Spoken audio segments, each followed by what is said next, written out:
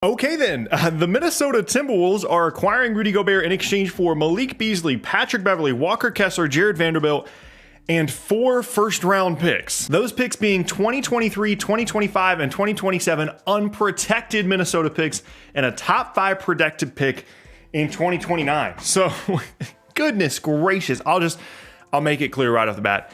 I didn't think Rudy Gobert had anywhere close to that amount of value. What that tells me is Utah didn't see value in the other players they were getting in exchange in this deal, and the only thing they saw value in was these picks. Let's talk about the overview first, and then we'll get into the grade. So the overview here for Utah is clearly they're going into a different phase. Whether this means a Donovan Mitchell trade is coming or not, I'm not sure, but it's clear that they either want to try a different configuration around Donovan Mitchell that does not include Rudy Gobert, which we had kind of anticipated, or they're going to be on their way to a full and complete rebuild that's going to include trading Donovan Mitchell, trading Mike Conley, trading Bogdanovich, and completely tearing down the roster. And this is a pretty good start to doing that in terms of compensation.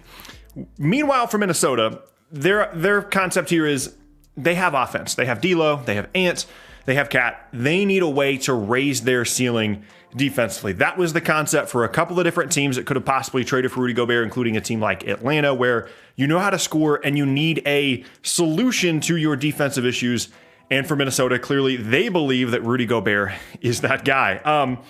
Let's just begin here with the Minnesota side of this. In pretty much any scenario, giving up 4 first-round picks and a guy that you just drafted, Walker Kessler, in exchange for a 5 that makes as much money as Rudy Gobert does over the next couple of seasons, that is not a significant offensive threat, is an L. There's just no way you can convince me that that is a worthwhile trade. 2 first-round picks? Sure, maybe, but the only way that this makes sense to me is if Rudy Gobert was making $10 million a year for the next 5 seasons.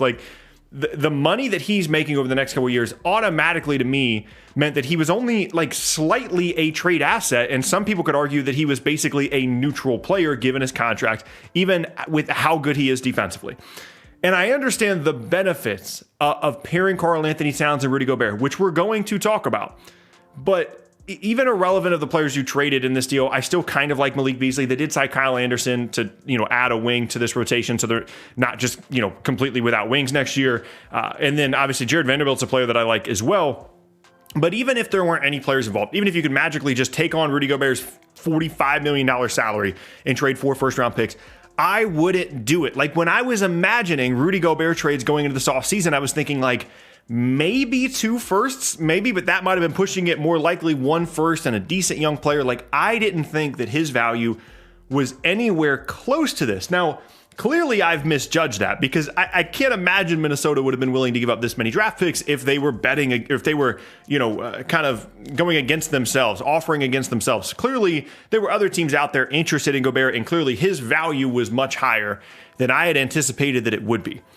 But from a grade standpoint, this to me is a D for Minnesota. It's just not a good idea. There might be immediate, basketball things that are good here. Gobert and Cat might be awesome next year, and your defense might go up a level, and maybe you're a top 5 team in the conference. Sure, maybe. Ant continues to improve. Maybe there's a deal of trade out there for you, whatever. But it just... Rudy Gobert is almost a negative contract. He's right to me on the borderline of a player that is a negative trade asset because of how much money he's going to make over the next couple of seasons. And Minnesota just traded for basically 5 first-round picks in exchange for that guy. You can't convince me that's a good idea. If you want to look at it optimistically, the reason it's not an F is this front court's going to be really fun. Gobert, defense is not the thing that prevents him from being a playoff player. We talked about that in previous videos. It's offense. It's the fact that he can't punish other teams for going small, and you're not going to be able to go small against this Minnesota team. If you try and play small against them, Cat and Rudy Gobert are going to destroy you on the offensive glass or off Cat post-ups, whatever the case may be.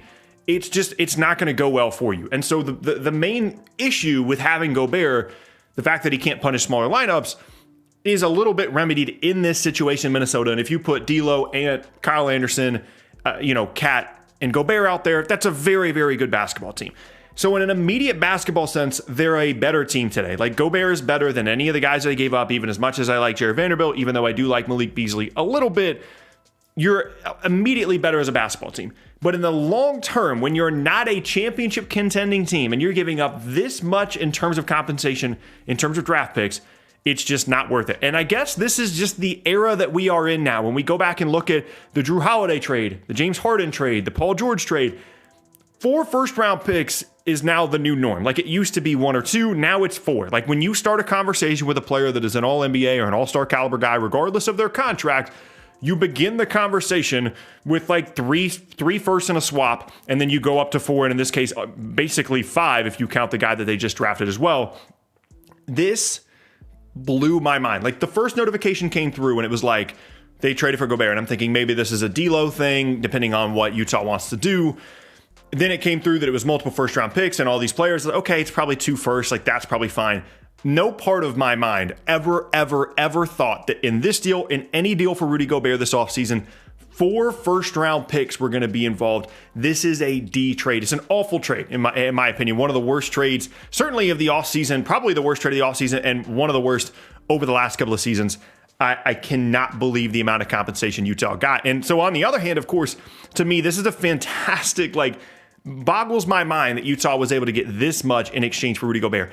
I'm going to give them an A just because I don't know what else this leads to. Like, it's hard to give it an A+ when I don't know kind of what the rest of the plan is. But I think there's a lot of parallels to this. Like, you can compare this to, obviously the draft compensation is wildly different, but structurally, like, to me, it feels a little bit like Washington trading away Russell Westbrook to the Lakers, where like you're trading a guy that in theory is significantly better than any of the players you're getting back, Beasley, Vanderbilt, Walker Kessler, whatever. But the sum of those pieces and the ability for those guys to kind of round out your depth might be way more helpful than whatever Rudy Gobert was going to be able to provide you. And you find a budget 5 and you've got a wing in Malik Beasley that hopefully can guard and shoot, something they desperately need on this roster. Jared Vanderbilt is a super interesting fit with them.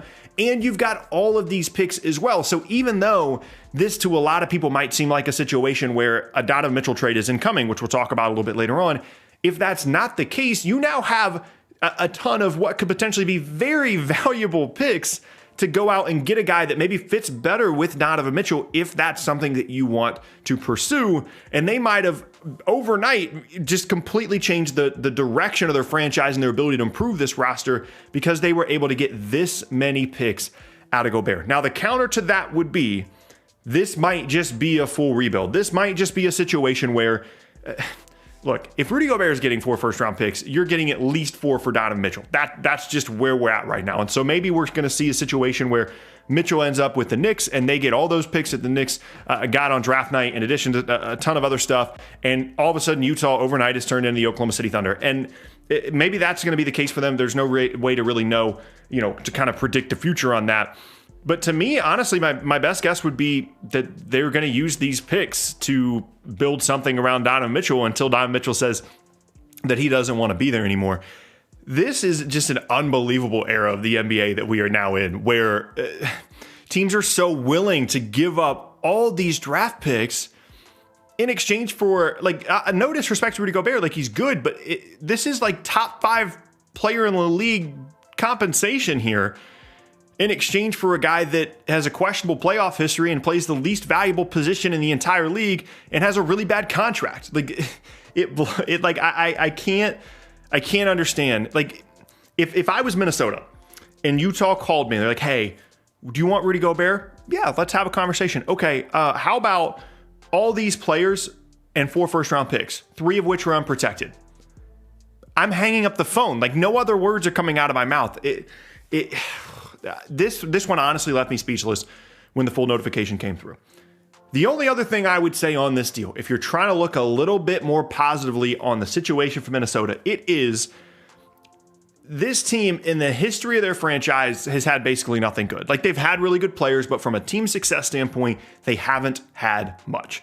And had they not made a move similar to this, I'm not advocating for this being the move, but the concept of a move like this, where you're cashing in on a ton of picks, the idea would be, let's be relevant. Let's push for a top 4 seed, because right now we're looking at a team that is going to be, top 6, top 5 at best. Let's try and be top 4. Let's try and be top 3. Let's get something positive going for this franchise. And even if we don't have draft picks until 2029, or at least not in every other year, And even if Rudy Gobert is making $50 million in 2 seasons, who cares? We want to be relevant. We want to pair him and Cat together. We want to go win some playoff series. We want to be a team that pushes for the conference finals. For the finals, we feel like we have a really special player here in Anthony Edwards. And if you can build a defensive structure around him that allows him to focus solely on being an offensive creator alongside Karl-Anthony Towns, that can be the engine of a top 3 team in the Western Conference. That has to be your mindset if you're willing to trade this many picks in exchange for Rudy Gobert. But if you're asking me if I would have done it, 0 times out of 100 would I have made this deal. Even honestly, if the deal was 2 first-round picks, I would have really questioned trading for Rudy Gobert, given his contract and given the draft compensation. It's almost unjustifiable giving up this much, in my opinion. And just to confirm, by the way, Woj tweeted out that their plan is, as of this moment, to retool this roster around Donovan Mitchell, armed with potentially trading Bogdanovich or Conley. They got a first for Royce O'Neal the other day. They've got like 6 first-round picks, including the guy that Minnesota just drafted they traded. They're going to have plenty of options to potentially make moves around Donovan Mitchell, and especially if Gobert is a guy that he wasn't really getting along with, which it seems like the intel on that is pretty strong. Donovan Mitchell's probably much happier to be a member of the Jazz today than he was yesterday with Gobert gone, with these assets out there, with players coming back that can be helpful, fit a little bit better around him, and the opportunity to bring in whoever. I don't know. I mean, I guess at this point, the picks that they got in exchange for Rudy Gobert are only worth like, DeJounte Murray or something. Like that's just kind of the realm of the NBA we now live in. I'm going to just throw one thing out there at the end of this video. In 2 or 3 years, 4 or 5 years, when we're seeing what all these picks become, New Orleans, Oklahoma City, Houston, in this case now Utah, excuse me. This is probably the biggest roster building experiment the league has ever seen. This many first round picks exchanging hands and gambling on your team still being good in 2027 and 2029 as a result of one transaction and the other moves you've made leading up to it. And the potential for disaster on one hand and absolutely ridiculous super teams on the other with these first round picks available. And who knows, maybe this leads to a Kevin Durant trade to Utah. Maybe they're able to get, I couldn't even fathom who they would bring in with this amount of compensation, but I guess this is just where we're at now, even when you're talking about someone like Rudy Gobert.